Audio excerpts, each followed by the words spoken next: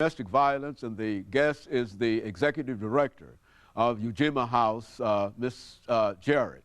And of course, Miss Jarrett, let me pick up where we left off the last time and give you an opportunity to continue some of the reasons and some of the causes or the consequences of domestic violence as you see them from your position as the executive director of Ujima House. Well, for instance, a woman can come into the shelter and she is mentally abused. Well, she has to go to a psychiatrist, and she's in counseling for a long time. Then you have the children who are traumatized. They're in counseling for a long time.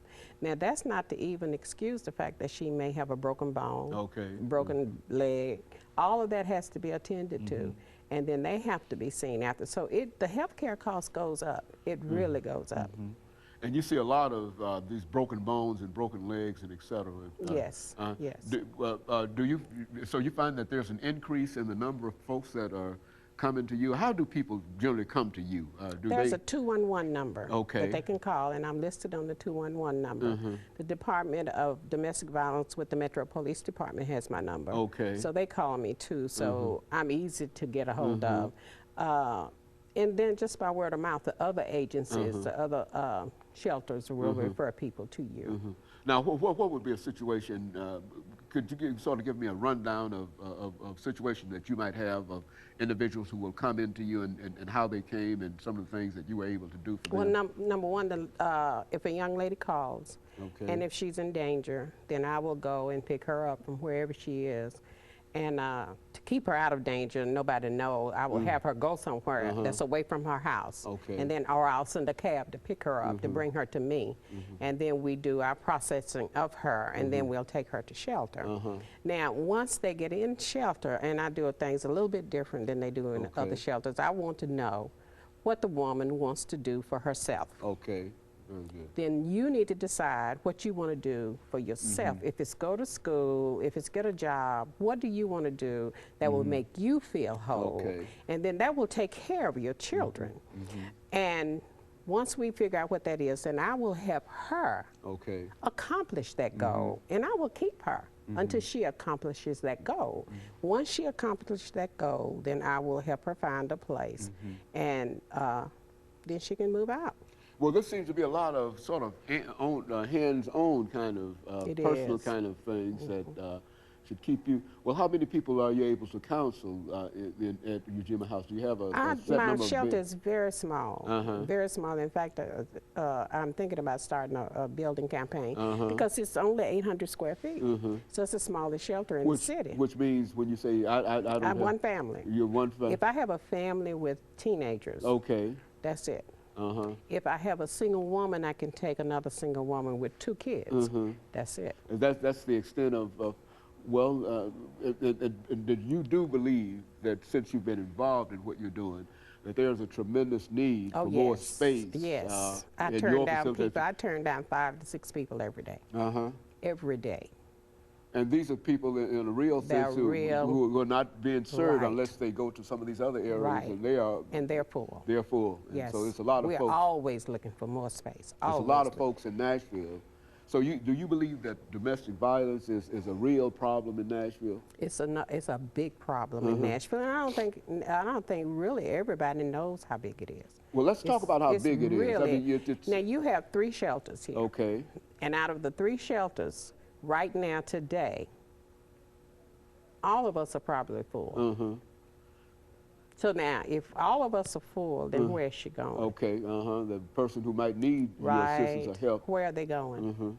So Nashville, as large as it is, needs not only more than 3 shelters, but they need to have larger shelters. Now, if I was a little larger, because see, my funds are nil. If I was a little larger shelter, then I could help eliminate a lot of that backlog.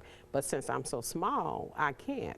The other ones are a little bit larger than mine. The Y has the largest, but all of us are full. And all of you, in a real sense, in comparison to the need, all of you are very, very small. In a real sense. Well, Absolutely. Do you think that there's a consciousness in reference to the leadership in Nashville that will not allow for the development for the funding of these kinds of organizations or these shelters, or what?